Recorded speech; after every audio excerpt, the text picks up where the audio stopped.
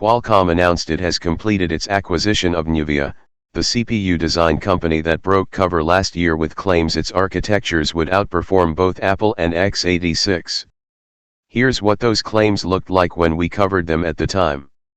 We haven't seen Nuvia's actual designs yet, but Qualcomm has, and the company clearly thinks it has a winner.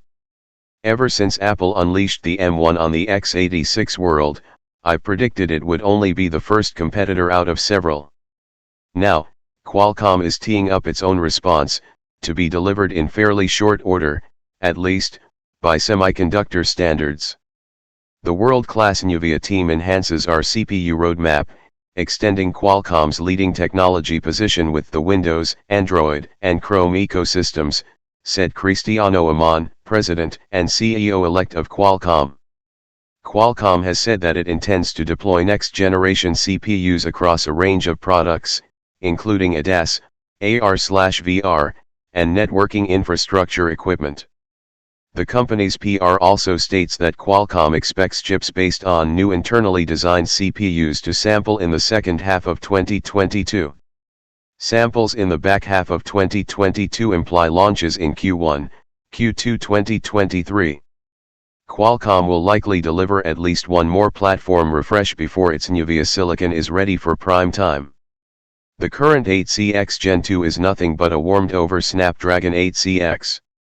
The Cortex-A76 architecture the 8CX uses is not bad, but benchmark comparisons of the M1 versus equivalent Windows on ARM systems have overwhelmingly tilted towards Apple, while x86 versus Windows on ARM comparisons continue to favor x86 for everything but maximum battery life. The 8CX and 8CX Gen 2 are underpowered for the market they wish to compete in. A solution derived from the ARM Cortex-A78, ideally with a clock speed boost, would help close the gap between x86 and ARM products in the Windows ecosystem. Comparisons against Apple are always going to be more complicated due to the additional questions of which software ecosystem you use, but it surely wouldn't hurt Qualcomm to improve its standing relative to Apple before Nuvia-designed hardware arrives. The 2-year time frame is interesting for another reason. It's long enough to give AMD and Intel time to actually respond to the M1 itself. Apple's new CPU debuted a few months after Intel's Tiger Lake and right after AMD's Ryzen 5000 series debuted. Nothing in either of those chips is a response to it, and both Intel and AMD are already deep into Zen 4/Alder Lake designs, respectively. By the time Qualcomm brings its custom silicon to market, it will be facing off against some combination of Zen 5 and either Raptor Lake or Meteor Lake, depending on exact timing. Meteor Lake is Intel's expected first 7nm mobile hardware, while Raptor Lake is a theorized 10nm refresh that may happen next year.